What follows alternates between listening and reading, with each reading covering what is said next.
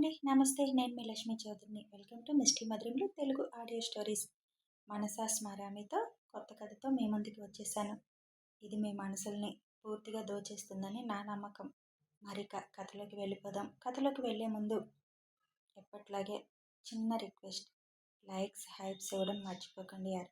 మీరు ఇచ్చే likes, hypes మాకెంతో ఉపయోగకరం. ఇక మనం కథలోకి వెళ్ళిపోదాం. ఒక గదిలో కొన్ని గంటలుగా ఆమె అతని కౌగిల్లో ఉంది.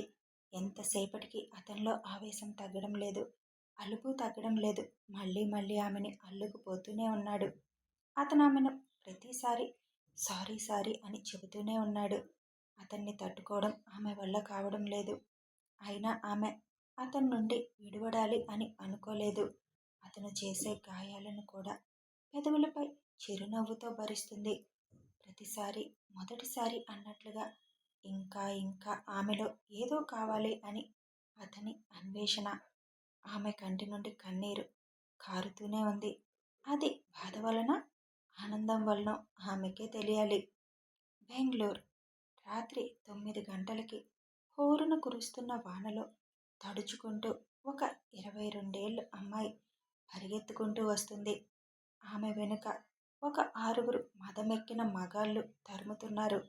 ఆమె ఎలా అయినా వారి బారి నుంచి తప్పించుకోవాలి అని ముందు వెనక చూడకుండా పరుగు పెడుతుంది. ఆమెకి తెలుసు, వాళ్ళకి చిక్కితే తన జీవితం నాశనం అవ్వడం తప్పదు.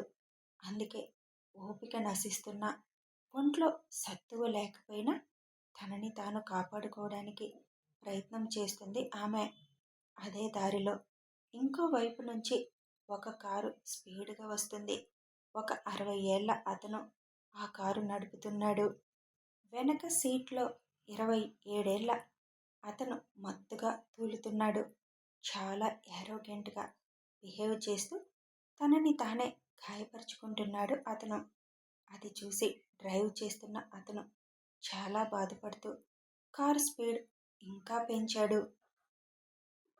స్పీడ్గా డ్రైవ్ చేస్తున్న అతనికి దూరంగా ఒక అమ్మాయి పరుగు పెడుతూ రావడం, ఆ అమ్మాయి వెనుక కొంతమంది వెంటపడడం చూస్తాడు. ఆయన వయసు, అనుభవం వల్ల ఆ అమ్మాయి ఎంత ప్రమాదంలో ఉందో అర్థం చేసుకున్నాడు.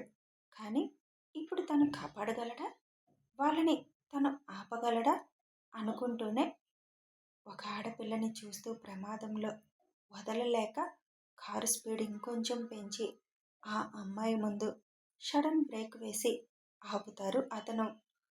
కారు అలా తన ముందుకు వచ్చి ఆగగానే భయంతో ఎక్కడ తనని డాష్ ఇస్తుందేమో అని కళ్ళు మూసుకొని ఉండిపోతుంది ఆ అమ్మాయి.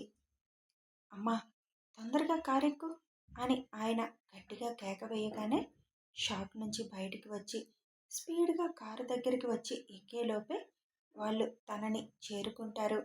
ఏయ్ ముసలోడా, మర్యాదగా నీ దారిని నువ్వు పో, లేదంటే అనవసరంగా మా చేతిలో చస్తావు అంటాడు అందులో ఒకడు. ఆ అమ్మాయి నిస్సహాయంగా తనని చూస్తుంటే, ఆ అమ్మాయి నా కూతురు బాబు, వదిలేయండి, మీకు డబ్బులు ఎంత కావాలి అన్నా ఇస్తాను అని అంటాడు అతను. ఏంటి డబ్బులా? అవి మేమే నీకు ఇస్తాం, నీ కూతుర్ని మాకు వదిలే అంటాడు ఒకడు. వాడితో మాటలేంటన్నా, దాన్ని ఎత్తుకొచ్చే, ముసలోడు ఏం చేయగలడు అంటాడు ఇంకొకడు. నీ కూతుర్ని మాకు నచ్చినన్ని రోజులు వాడుకొని బతికుంటే పంపిస్తాంలే, నువ్వు పో అని ఆ అమ్మాయిని తన మీదకి లాక్కుంటాడు ఒకడు. ప్లీజ్ నన్ను వదిలేయండి, మీకు దండం పెడతాను అని అంతమంది ముందు తప్పించుకోవడానికి తన బలం చాలక వాళ్ళని బతిమలాడుతుంది ఆ అమ్మాయి. ఆ పెద్దాయన ఆ అమ్మాయిని అలా వాళ్ళ మధ్య వదిలి వెళ్ళలేక కారు దిగుతాడు. ఏంటి ముసలోడా, ఇప్పుడు నువ్వు మాతో ఫైట్ చేస్తావా? ఒక్క దెబ్బేస్తే చచ్చి ఊరుకుంటావు అని అతని మెడ పట్టుకుంటాడు ఒకడు. కారులో అప్పటి వరకు తన లోకంలో ఉన్న అతను ఆ పెద్దాయన కారు దిగగానే అటు చూస్తున్న తనకి ఎవడో ఆయన మెడని పట్టుకోవడం, ఇంకొకడు ఒక అమ్మాయిని పట్టుకొని చేతులు ఎక్కడెక్కడో వేయాలి అని చూడడం అస్పష్టంగా కనిపిస్తుంటే నెమ్మదిగా డోరు తీసుకొని కారు దిగుతాడు. అప్పటి వరకు కారులో ఒక్కడే ఉన్నాడు అనుకున్న ఆ గ్యాంగ్ అతను దిగడంతో అటువైపు చూస్తారు. చూడడానికి 6.5 అడుగుల ఎత్తులో జిమ్ చేసే బాడీ ఏమో మంచి ఫిట్గా ఉన్నాడు అతను. కాకపోతే తూలుతూ ఉండడం చూసి తాగి ఉన్నాడురా, మనల్ని వాడేం చేయలేడులే అని ఒకరిని ఒకరు చూసుకొని నవ్వుకుంటారు వాళ్ళు. పెద్దాయన వెనక్కి తల తిప్పి, అభి, నువ్వెందుకు కారు దిగావు? లోపలికి వెళ్ళి కూర్చో అని అంటాడు. ఇప్పుడు తను ఉన్న పరిస్థితిలో ఆవేశం ఎక్కువైతే తన ప్రాణానికి ప్రమాదం అని ఆ పెద్దాయన బాధ.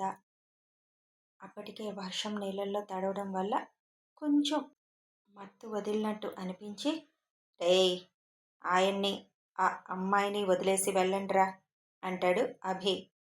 నువ్వే నిలబడలేని స్థితిలో ఉన్నావు, మమ్మల్ని ఏం చేస్తావురా అంటాడు ఒక రౌడీ.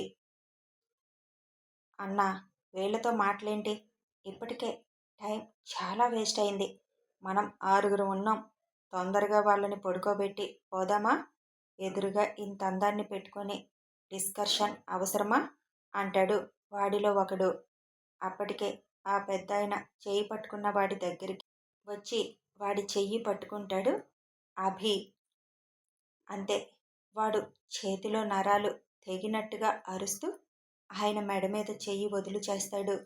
అభి ఆ చెయ్యి అలాగే పట్టుకొని వెనక్కి విరిచేస్తాడు. అది చూసి ఆ అమ్మాయిని పట్టుకున్నవాడు తప్ప మిగిలిన నలుగురు ఒకేసారి అభి మీదకి వస్తారు. ఆ పెద్దాయన, అభి జాగ్రత్త అంటారు. అభి ఆయన వైపు చూసి ఒక నవ్వు నవ్వి నలుగురికి ఎక్కడ ఏ పార్టులు విరిగాయో కూడా తెలుసుకోవడం కష్టం అనేలా విరిచేస్తాడు. అది చూసి ఆ అమ్మాయిని పట్టుకున్న అతను ఆ అమ్మాయిని వదిలి అక్కడి నుంచి పారిపోతాడు. కింద పడిన వారిని ఇంకా ఇంకా కొడుతున్న అభి దగ్గరికి వెళ్ళి, అభి, ఇంక చాలు పద అని అభిని కారులో కూర్చోబెట్టి ఆ అమ్మాయి వైపు చూస్తాడు పెద్దాయన. ఆ అమ్మాయి దండం పెడుతూ, చాలా థ్యాంక్స్ అండి అని అంటుంది. ఎక్కడికి వెళ్ళాలమ్మా, మీ ఇల్లు ఎక్కడా అని అడుగుతారు ఆ పెద్దాయన. నేను ఇక్కడికి ఇంటర్వ్యూ కోసం వచ్చాను.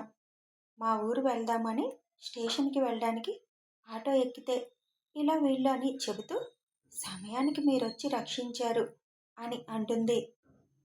ముందు కారెక్కు, ఇక్కడ ఎక్కువసేపు ఉండకూడదు. ఇప్పుడు నీకు ట్రైన్స్ కూడా ఏమీ ఉండవు. రాత్రంతా స్టేషన్లో ఒంటరిగా ఉండాలి.